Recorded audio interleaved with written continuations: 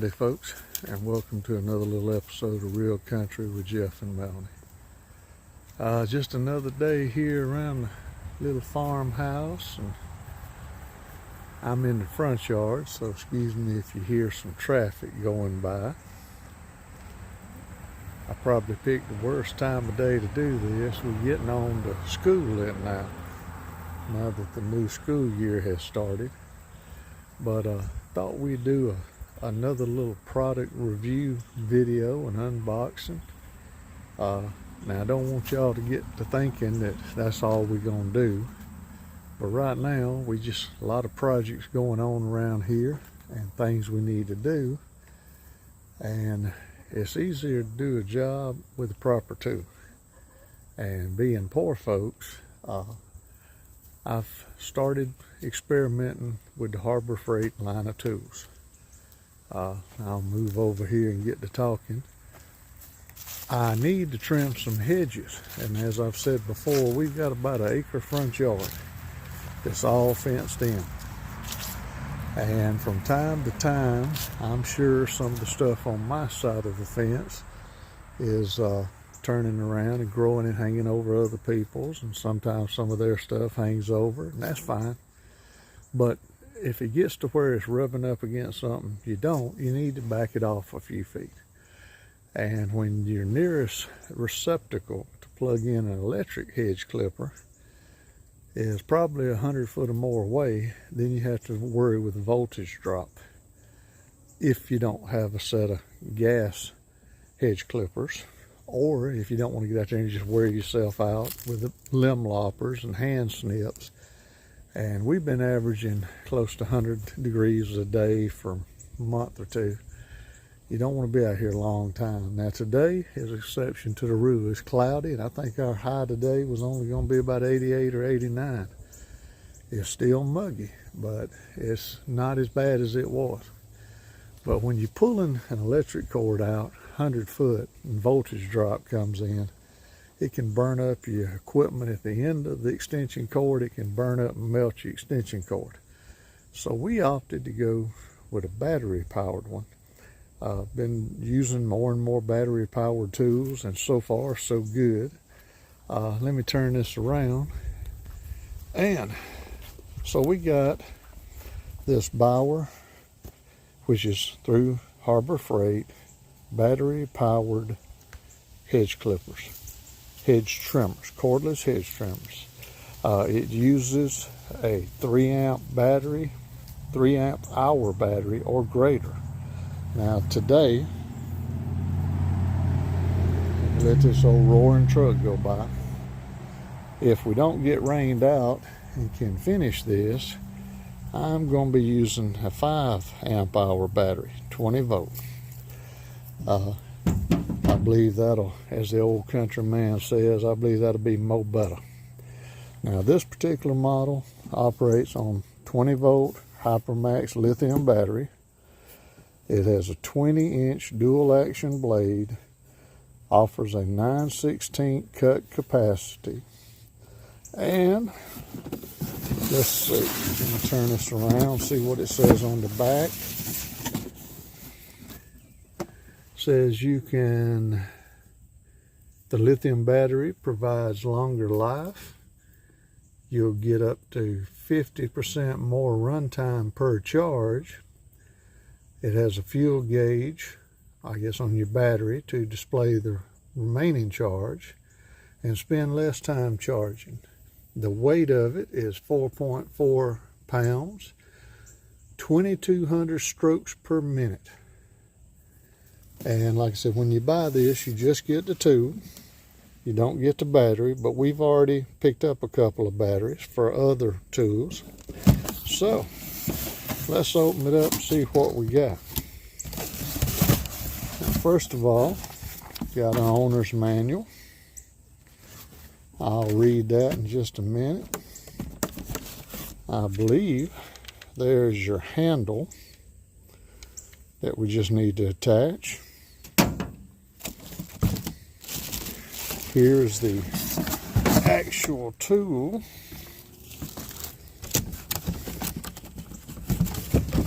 And there's a little guard. And that's basically everything that comes with the box. So let me take it out of this packaging and we'll see what we got now. Be right back with you. Alrighty, and we're back now. Alright, once I took the packaging off of the trimmer, basically all you do is you have your shield and it just slides into place, and there's two little screws. Let's see if I can turn it where we can see it. Right there.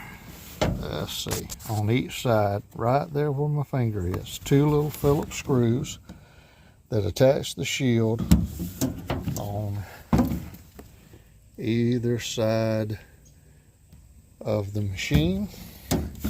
And then for the handle, it basically squeezes around the trimmer. You have to pull it out just a hair on both sides and it just snaps into place. And you have one very long Phillips head screw that runs all the way through the handle. Once you tighten that up, it's just a matter of placing the battery on. And it says to lubricate the blade after every use. Well, I went ahead and lubricated it before I'm going to try it out with just a little bit of WD-40. And like I said, just a regular small Phillips screwdriver is all you need. Now, your trigger to activate it is right there. You just squeeze that. But it also has a safety switch right here in the handle. So you have to depress this and then pull the trigger to make it work. So just a second, I'm going to step over here behind my barn building and we're going to give it a quick little test. I need to back off some of the bushes that's starting to rub up against my building, and we'll see how it operates. Now, I know this is not going to be a heavy-duty commercial grade tool, but most people don't need that. Long time ago, I did some lawn care work and needed gas trimmer, and worked great, the one I had, but it was also several $100s very expensive. For the average little homeowner just needs to trim a few things, I believe this will probably work out good, but we're fixing to put it to the test, so hold on. Alrighty, we're going to give it a first little try. I'm not going to do everything I need to do, but just enough to see how the machine will work. So, like I said before, we're going to depress the safety switch and pull the trigger. Let's see how it does.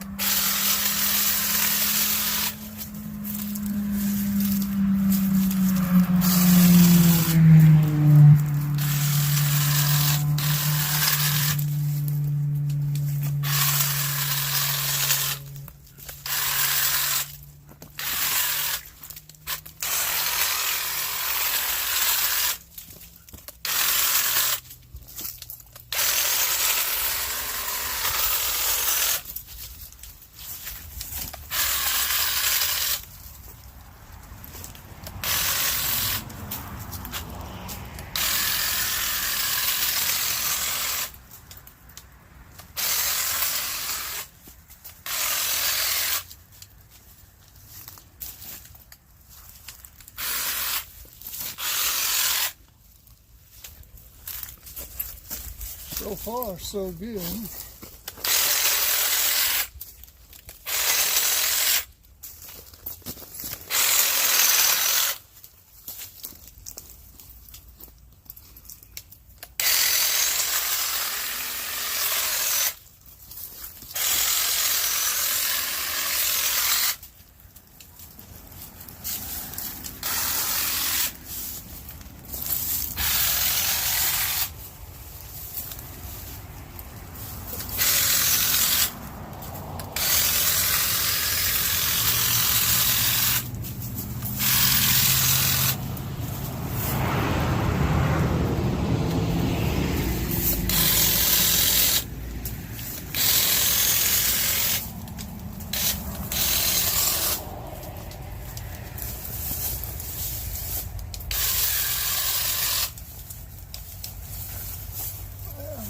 back with a step ladder for some of it.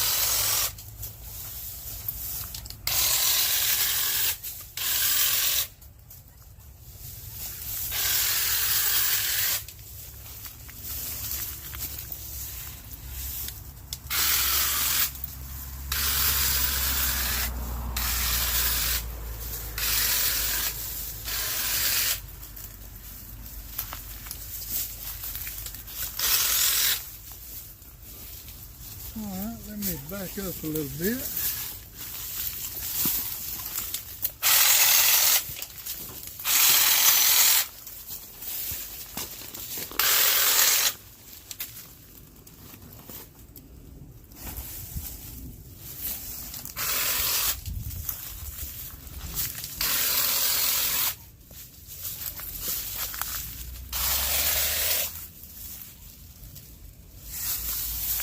Well, I think, oh, missed one right here or two.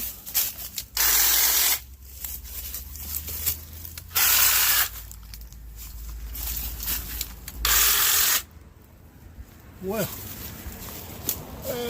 let's see.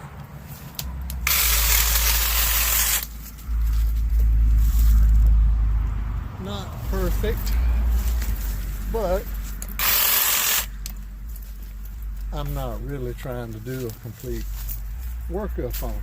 So, on my initial test, let me get out of here where you can see a little better. As you could hear, it's basically quiet. It worked good. Some of those limbs were pretty good size. Now, I'm gonna need to come back with a step ladder. Being 6'4" has its privileges, so I can reach a lot of it standing on the ground, but I will need to prune some of these back, and I'll need my step ladder. But for an initial test run, like I said, I don't believe you'd want to use it if it was commercial grade. Or, excuse me, let me re-say that. It's not a commercial grade product. This isn't a big, heavy duty. But for your average homeowner, just doing normal fence line work, it did fine. It worked real good. Quiet, easily handled, and like I said, without depressing the safety, nothing. If you hold the safety down, worked fine. So I give it a thumbs up, and my wife's looking forward to me doing the rest of it. But right now, this is, yeah, she's my camera person today. But for the initial test, I believe it done real good. And I want to say that the tool itself was roughly about $45, $49. That's a whole lot cheaper than $300 or $400 for a big gas powered. And you don't have to worry about the voltage drop burning up your equipment.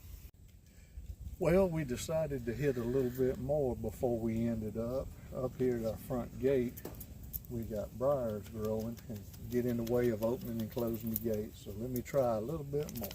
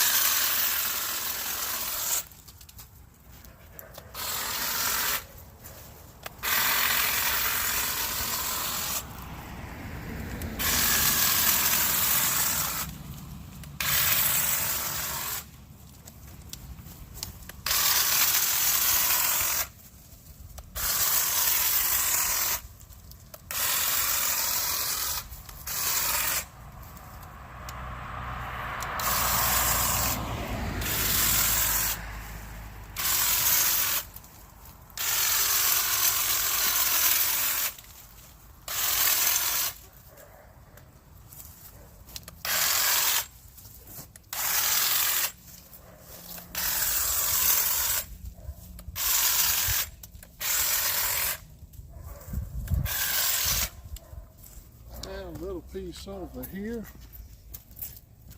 where it's growing near the gate.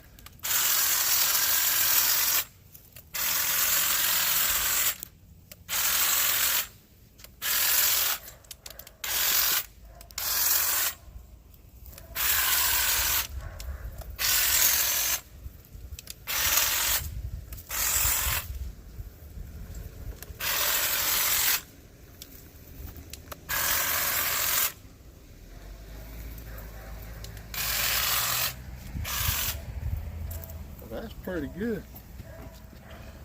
Like I said, I like this. It's nice and quiet. It's not real heavy. And it works good. But folks, I think that'll wrap it up. Like I said, I think it'll be great for around the house. Very cost efficient and handles everything I can throw at it.